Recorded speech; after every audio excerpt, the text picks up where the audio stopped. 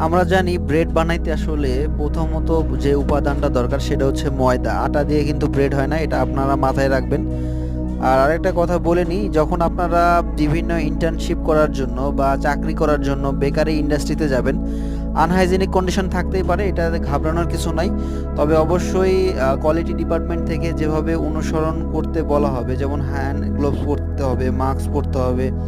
আর যে কোম্পানিতেই আপনারা যান না কেন, আসলে একটা ব্রেড তৈরি করতে গেলে কি কি দরকার, কি কি উপাদানগুলো দরকার, সেগুলো অবশ্যই খাতায় লিখে রাখবেন। এবং আরেকটা কাজ করবেন, যেটা হচ্ছে যে কত ডিগ্রি টেম্পারেচারে আসলে একটা ব্রেড হচ্ছে, কতক্ষণে ব্রেড হচ্ছে, ঠিক আছে?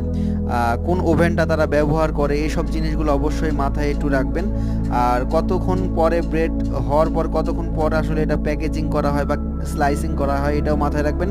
আমাদের পরবর্তী ভিডিও আরেকটা আছে, দেখবেন অবশ্যই।